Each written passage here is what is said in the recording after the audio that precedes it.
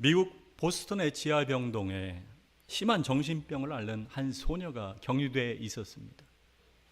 이 소녀는 사람들이 다가오면 괴성을 지르고 독서를 퍼부었는데 의사들은 온갖 노력을 기울였지만 결국에는 회복 불가능이라는 진단을 내렸어요. 결국 부모도 아이를 포기해서 찾아오지 않고 그 누구도 소녀에게 관심을 보이지 않게 되었습니다. 그런데 어느 은퇴한 늙은 간호사가 소녀에게 가서 예수님을 전하기 시작했어요. 사납게 거부하는 이 소녀를 포기하지 않고 6개월 동안 끊임없이 주님의 사랑을 전하자 소녀의 마음이 변하기 시작했습니다. 마침내 회복 불가능이라던 이 정신질환마저 완전히 치유되고 마음의 빛을 찾은 소녀는 자신처럼 고통받는 사람들을 위해 살아야겠다고 결심해요. 이 소녀가 바로 헬렌 켈러를 세상의 빛으로 이끈 앤 설리반 메이시입니다. 아무리 회복 불가능한 사람일지라도, 회복 불가능한 가정이라도 하나님을 만나면 회복될 수 있습니다. 오늘 말씀에 나오는 요셉과 그 가정이 바로 그렇습니다. 요셉은 형들의 미움과 시기로 팔려가서 애굽의 노예 신세가 됐는데 거기서 또 억울하게 2명을 쓰고 감옥살이를 하죠. 인생에서 가장 꽃다운 청춘을 종살이, 옥살이로 얼마나 억울하고 비참했겠어요. 그러나 하나님은 요셉과 함께 하셔서 그 고난의 시간들을 정금같이 연단되는 보배로운 시간이요, 놀라운 하나님 뜻을 이루어가는 영광스러운 시간이 되게 하셨습니다. 자, 그런데 문제는 고향에 남아있는 가족들이었어요. 요셉은 문제가 많았던 엮이는 가정에서 자랐습니다. 아버지 야곱에게 아내가 4명이 있었는데 레아와 그녀의 여종 실바, 그리고 레아의 동생 라헬과 그녀의 여종 비라였습니다. 이 4명의 아내를 통해 12명의 아들들과 1명의 딸을 두었어요.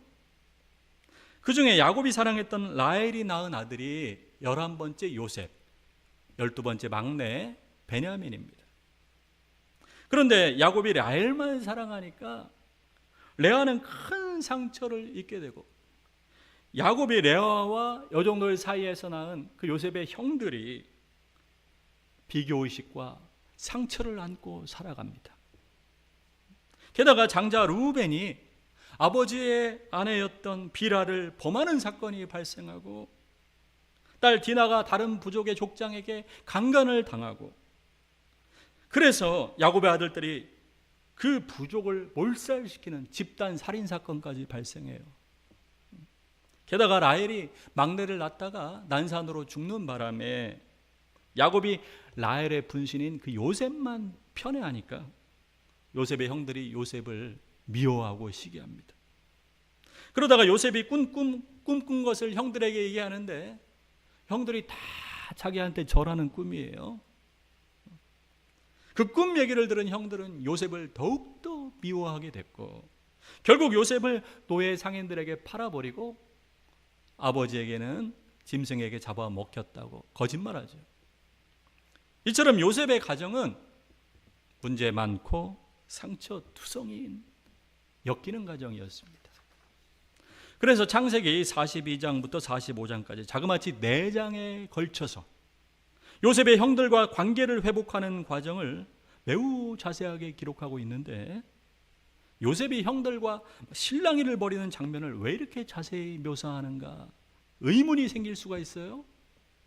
그러나 이것은 형제 간의 관계를 회복하는 것을 넘어서 하나님이 세상을 구원하는 큰 그림의 일부였습니다.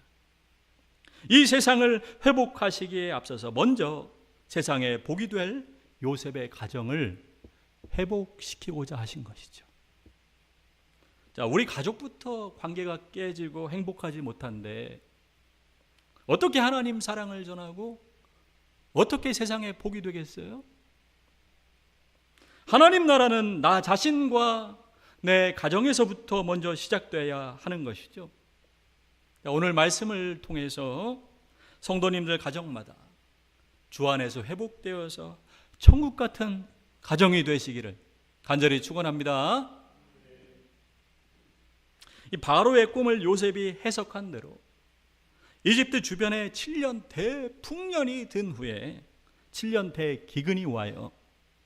그런데 이 기근을 통해서 요셉이 형들이 식량을 구하려고 이집트로 오는 바람에 원수와 같았던 요셉과 요셉의 형들이 깨어진 관계가 비로소 회복이 됩니다. 뿐만 아니라 그동안 미움과 상처와 죄로 인해서 마음이 깨어지고 하나님과 멀어진 요셉의 형들이 하나님과의 관계를 회복하고 온 세상에 복이 되는 하나님의 꿈을 이루어가는 겁니다. 기근이라는 어려움을 통해서 깨진 관계를 회복시키시고 하나님의 놀라운 뜻을 이루시는 것이죠. 사랑하는 성도 여러분, 고난의 터널 가운데 있습니까? 어려움과 고난이 찾아올 때 반드시 거기에 하나님의 섭리가 있습니다. 고난의 터널 가운데 들어오셔서 함께 하시는 그 하나님께 나아가십시오. 하나님께서 깨진 관계를 회복시켜 주시고 선한 길로 인도해 주실 줄 믿습니다. 할렐루야. 자, 오늘 말씀을 보면 이 모든 관계의 회복을 하나님이 주도하시는 것을 볼 수가 있어요. 온 땅에 대기근이 들어서 요셉의 형들이 식량을 구하기 위해 이집트 총리가 된 요셉 앞에 엎드려 절을 하죠. 하나님이 어릴 적에 요셉에게 보여준 그 꿈대로 그대로 이루어지는 것이죠. 자, 요셉은 곧장 형들을 알아봤지만 형들은 총리가 자기 동생일 줄은 꿈에도 상상하지 못했어요. 요셉의 이름이 바뀌었고 의상도 바뀌고 심지어는 머리 스타일까지 바뀌고 이집트어를 사용하고 있으니까 형들이 어떻게 알아보겠어요? 그런데 웬일입니까? 요셉이 다짜고짜 형들을 이 나라를 염탐하러 온 간첩들로 모는 거예요. 자, 42장 16절을 보겠습니다. 너희 중 하나를 보내어 너희 아우를 데려오게 하고 너희는 갇혀 있으라. 내가 너희의 말을 시험하여 너희 중에 진실이 있는지 보리라. 바로의 생명으로 맹세하노니 그리하지 아니하면 너희는 과연 정탐꾼이니라 하고 그들을 다 함께 3일을 가두었더라. 너희들이 간첩이 아니라는 것을 입증하는 길은 하나인데 너희가 집에 두고 왔다고 말하는 그 막내 베냐민을 이곳으로 데려오라는 겁니다. 모두 이집트에 남고 너희 중 한 사람만 가서 막내 동생을 데리고 오는데 형제들 중 누가 갈 것인지 결정하라면서 모두 3일 동안 감옥에 가둬놓습니다. 왜 요셉이 이렇게 형들에게 혹독하게 대하는 걸까요? 복수하려고 그러는 걸까요? 아닙니다. 요셉은 하나님의 섭리를 알기 때문에 이미 형들을 용서했습니다. 그런데 형들을 완전히 용서하기 위해서는 그들의 마음을 알 필요가 있었습니다. 형들의 진심을 알지 못한 채 섣부르게 형들을 용서했다가 마음 한편에 형들에 대한 그 의심을 평생 간직하며 살지도 모르는 것이죠. 형들 입장에서도 요셉에게 진정으로 용서를 빌어야 할 기회가 필요했습니다. 그렇지 않으면 요셉의 용서를 확신하지 못하고 평생 두려움을 품고 살아야 할지도 모르는 거죠. 그러므로 감옥에서의 3일은 요셉을 구덩이에 던진 그 과거를 마주하는 진실의 시간이었습니다. 지금까지 깨어진 관계를 구덩이 속에 그냥 묻어두어서 그 어두운 심령으로 인해서 하나님과도 멀어지고 가로막혔습니다. 하나님은 그런 요셉의 형들을 감옥이라는 구덩이 속에 밀어넣으셔서 요셉과의 깨어진 관계를 다시 회복시키실 뿐만이 아니라 거짓과 죄로 깨진 하나님과의 관계를 다시 회복시키려는 것이죠. 42장 21절 같이 읽습니다. 그들이 서로 말하되 우리가 아우의 일로 말미암아 범죄하였도다. 그가 우리에게 애걸할 때 그 마음의 괴로움을 보고도 듣지 아니하였으므로 이 괴로움이 우리에게 임하도다. 비로소 자신들의 그 구덩이 속에 그 던졌던 요셉을 기억하고 죄를 뉘우칩니다. 그동안 마음의 구덩이에 묻어두었던 과거의 진실을 마주함으로 이제 회복이 시작되는 겁니다. 자, 누구에게나 기억하고 싶지 않은 과거나 건드리고 싶지 않은 상처를 덮어두려는 마음이 있죠. 그러나 구덩이 속에 묻어둔 그 상처는 언젠가는 불쑥 솟아오르기 마련이고 필히 우리 몸과 마음을 상하게 합니다. 더 나아가서 사랑하는 사람들뿐 아니라 하나님과의 관계까지 가로막습니다. 하나님은 우리가 그 과거의 상처와 아픔을 회피하지 않고 마주하길 원하십니다. 그래서 하나님은 때로 특별한 사건이나 고난을 통해서 우리를 구덩이 속에 밀어넣으셨어요. 우리 마음속 구덩이에 묻어두었던 그것들을 끄집어내 마주하게 하십니다. 사랑하는 성도 여러분, 그 진실의 시간을 회피하지 말고 직면하십시오. 하나님 말씀이 내 양심을 찌르는 그 불편함을 더 이상 변명과 핑계로 덮어두려 하지 말고 상처 입은 모습 그대로 정직하게 하나님 앞에 나아가서 다 쏟아놓으십시오. 그때 비로소 하나님의 사랑과 은혜가 내 속에 부어지고 회복의 역사가 시작되는 겁니다. 요셉은 형들을 감옥에서 풀어주고 그들 중에서 둘째 시므온을 볼모로 잡아둬요. 그리고 나머지 9명에게는 먹을 곡식을 주면서 동생 베냐민을 다시 이곳에 데려와서 스파이가 아니라는 것을 증명하라고 합니다. 가나안에 도착한 그들의 말을 들은 아버지 야곱은 땅이 꺼지듯이 걱정을 합니다. 자, 42장 38절. 야곱이 이르되 내 아들은 너희와 함께 내려가지 못하리니 그의 형은 죽고 그만 남았음이라. 만일 너희가 가는 길에서 재난이 그에게 미치면 너희가 내 흰머리를 슬퍼하며 수올로 내려가게 함이 되리라.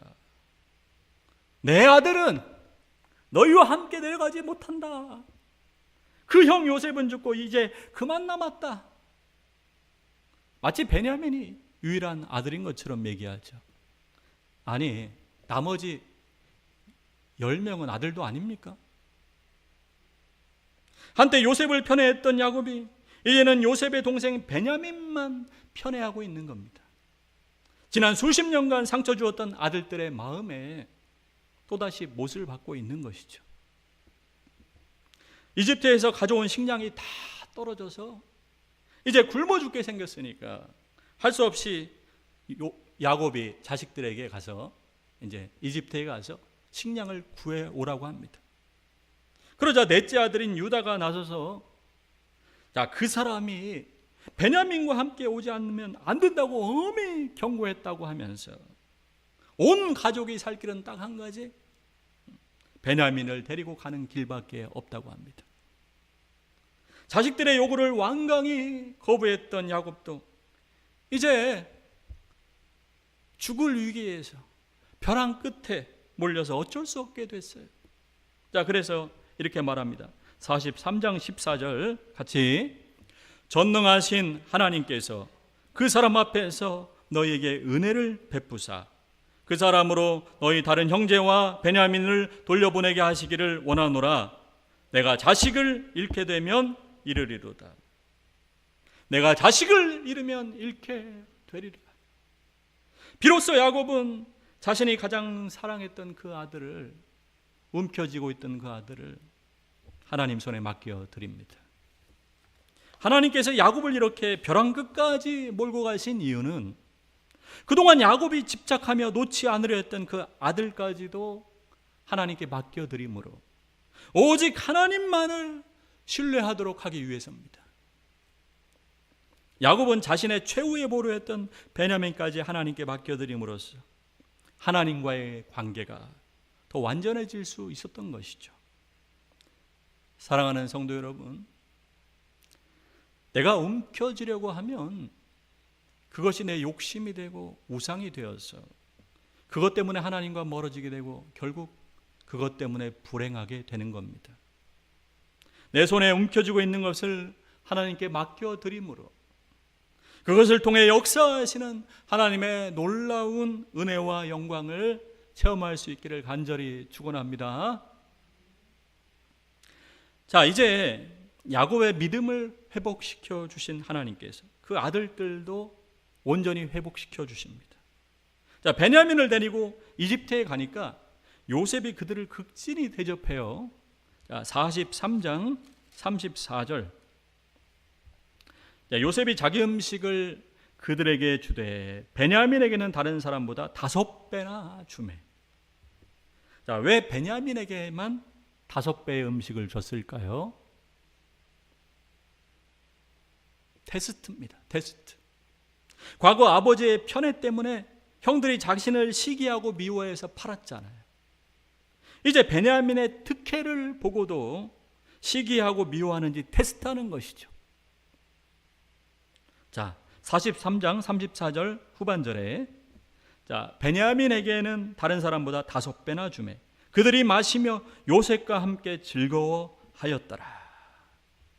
이제 형들이 베냐민의 특혜를 보고도 요셉과 함께 즐거워합니다. 감옥 속에서 과거 자신들의 죄를 깨닫고 회개한 후에 달라진 거죠. 아직까지도 베냐민만 편애하는 그 아버지 모습에 질려서 다시 미움과 시기가 올라올 만도 한데 베냐민의 특혜 앞에서 그 누구도 시기하거나 미워하지 않고 함께 즐거워하는 겁니다. 이제 어두웠던 상처들이 회복돼서 사랑했던 라헬을 잃은 그 아버지 마음을 이해할 수 있게 되었고 편애와 특혜 앞에서도 시기와 미움 대신 함께 즐거워할 수 있게 된 것이죠. 하나님은 모든 상처와 아픔을 극복한 온전한 가정으로 세우시려고 요셉을 통해서 마지막 테스트를 하십니다. 요셉이 형제들에게 양식을 주고 돌려보내면서 청지기를 시켜요. 베냐민 가방 속에 몰래 귀한 은잔을 숨겨놓고 뒤따라가게 합니다. 청지기는 따라가서 그들에게 너희가 어찌하여 선을 악으로 갚느냐 그러면서 은잔을 훔쳐간 범인이 누구냐고 묻습니다. 그러자 형제들은 탄식하면서 결단코 그런 일은 하지 않았다면서 그 잔이 누구에게서 발견되든지 그는 죽을 것이요 우리는 모두 종이 될 것이라고 말합니다. 그런데 그만 베냐민의 자루 속에서 은잔이 발견된 거죠. 자, 44장 12절. 그가 나이 많은 자에게서부터 시작하여 나이 적은 자에게까지 조사하며 그 잔이 베냐민의 자루에서 발견됐지라. 그들이 옷을 찢고 각기 짐을 따귀 위에 싣고 성으로 돌아가니라.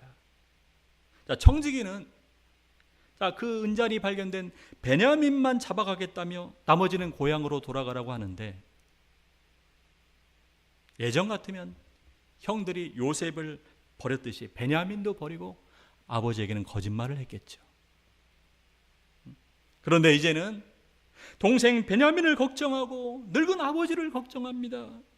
그래서 괴로움에 자신들의 옷을 찢고는 자신들도 다 함께 종이 되겠다면서 끌려가는 베냐민 뒤를 울면서 따라가는 거예요. 형제의 아픔을 함께 짊어지는 진정한 가족으로 회복된 겁니다. 요셉이 베냐민만 종이 되고 너희들은 평안히 돌아가라고 하니까 넷째인 유다가 나서서 말합니다. 베냐민이 집으로 돌아가지 못하면 베냐민을 사랑하는 아버지가 충격을 받아 돌아가실 겁니다. 늙은 아버지를 죽게 하는 그런 불효는 제발 저지르지 말게 해달라고 요셉에게 애원을 합니다.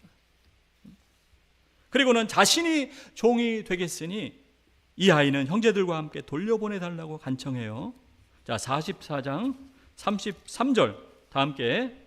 이제 주의 종으로 그 아이를 대신하여 머물러 있어 내 주의 종이 되게 하시고 그 아이는 그의 형제들과 함께 올려 보내소서. 자, 성경에서 한 사람이 다른 사람의 몫을 대신하겠다고 나선 일은 유다가 처음입니다.